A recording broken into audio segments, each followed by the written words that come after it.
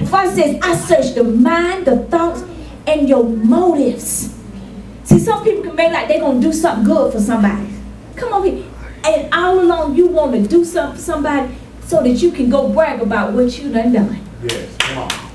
So that you can go pat your own self on the back. You can toot your own horn and say, I did such and such. Father says your motive wrong. Because Father says you should never let nobody know what your right hand is doing.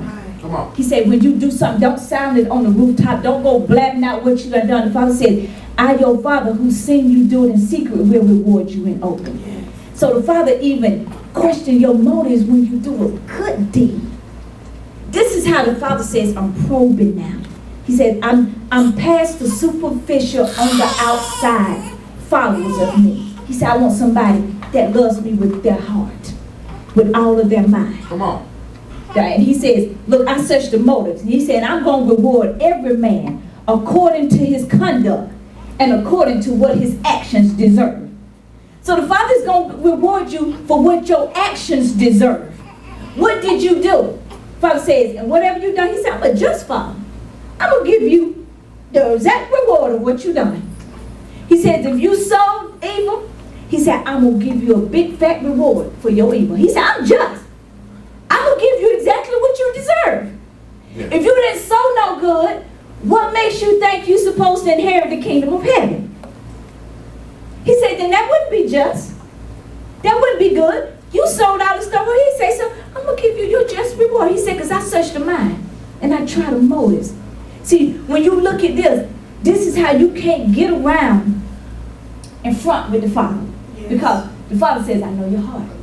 And I need you to bring that part to me. I know your mind. I know what you're really thinking. Come on. I know what your real motive is. I know that. Father's going deep in us now. Father says, I need a people that's serious about serving me now. Yes. Not just going through the motions. He said, I want a serious person now. He said, those in these end times that worship me, going to worship me in spirit and in truth. Not in this superficial stuff. Father said, I'm tired of that now. Come on. I'm tired of on the outside.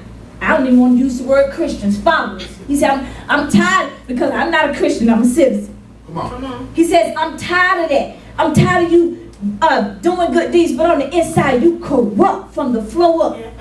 He said, I don't recognize your sacrifices. When it comes, he said, you're not sending up a sweet Savior. The smell that's coming from you is foul. Yes, come on. He said, because your heart ain't right. He said, you are people that worship me with your lips, but your heart, yes, come on. Your mind, your thoughts, your motives, he says, far from me. Come on. He said, if you want to follow me, he said, I'm pulling you up a little higher now. A little higher in your mindset. A little higher. Today we're going to deal with, it's probably more than these, but we're going to deal with three main sources of what I call roots of where our strongholds originate from. I'm going to give you some meat now. And this is something you can take home. And my idea, I'm all about giving practical lessons. Something that when you leave here, you say, oh, I know how to put that into action. I know how to do this. Come on. Not just a bunch of words and you don't know what to do with it. Yeah. So we're going to talk about three main sources. It's probably more than this, but 9 times out of 10, if you search your mind, they can go back to one of these three sources. I'm going to give you a quick example. What's the difference between the root and the branches? This is in case some of you don't know this, some kids. This is a tree, but underneath the ground, something is going on that you don't see, which is called the root system. Now, which one keeps the tree alive? Is it the branches or the roots? The roots. Everything started from roots. Everything starts from a root. Let me see how I want to say it. The root is your life system. This is what keeps the tree alive. This is what I want you to understand in your mind. The stronghold has a root. And if you don't go find the root, this is what's keeping your stronghold alive. It has a root. It has a beginning where it started from. Now see, the branches, what you see on the tree, this is what grows as a result of the tree being alive. If the tree was not alive, you wouldn't have no branches. Now bring this into what you can understand. The branches is what we call your symptoms. The root is your stronghold. Let me give you an example of what a branch is. Let's say alcohol. Let's say you drink. Alcohol, dealing with alcoholism, being a drunk, is not your root. It's the branch. If you're doing drugs, guess what? It's not your root. It's the branch. It's what's growing off of what is really alive. You got to find the root. If you are promiscuous and sleep around and do all this stuff, that is not the root. These are your branches. And this is what happens. We keep going to the Father with the branch. We keep praying about the branch. Yes, come on. We said, Father, help me with the alcohol. Help me with drugs. And this is why a couple of months later, you find yourself back on the bandwagon. Why? Because you ain't dealt with the root.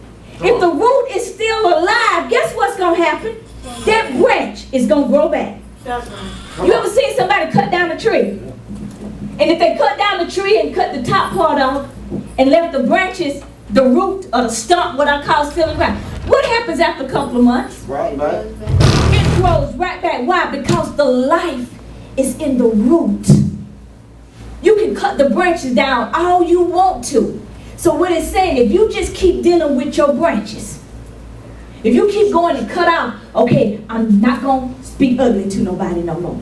I'm not going to cuss nobody out no more. I'm not going to take no drink of liquor when nobody ain't watching.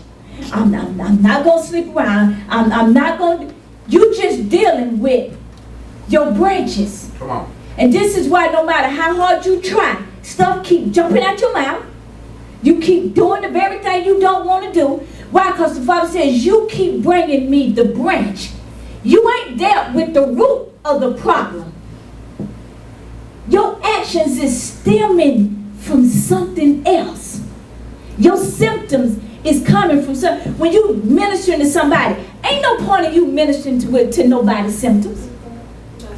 Ain't no point you sitting there going on and on about the symptoms you see in that person. You need to start asking probing questions as to where is this stemming from? What's causing you to do it? Why do you do that? It's feeding to something. Your branches is living off something. What I'm trying to tell you, your branches is living off something. It's feeding something, and you got to go find the root. Father said, not till you uproot the root, that and only then will the branches not grow back. Y'all understand what I'm saying? Yes, yes. Stop dealing with your symptoms. Father says, that's bringing me a pacifier. He said, come talk to me about what's really going on. Why do you drink in the first place? What you trying to forget? What you trying to clear out your mind? What is it that you don't want to think about? See, that's the root. That's why you going and drink. If you sleeping around, why you doing that? What is it you really doing? What is it really feeding to? There is a root system to your behavior. And if you don't find out the root of it, it's going to continue to grow back in your life. Over there, you might go 6 months and you're doing good because it may take that long for the branch to grow back. But if you didn't go get the root, it's coming back. Come on. That's just philosophy. If you don't get the root, it's coming back. And this is where you got to be honest with yourself about where does the root lie? Where is this behavior stemming from? And now we're going to get into it. We're going to deal. The first, root number 1, comes from what we call unmet needs. Hallelujah. Hallelujah. Unmet needs is they sprout out when something good that should have happened to us did not. This sometimes going to take you way back in your childhood to where you should have got love from parents, but you didn't. You should have got accepted, but you didn't. You should have got taken care of, but you didn't. And because something good that was supposed to have happened to you did not, now it's what stems from that is what you call unmet needs. And that's root number 1. The symptoms of an unmet need is you first start having wrong desires for things you believe will meet the cravings of your unmet needs. You start desiring stuff that you shouldn't be desiring. Why? Because you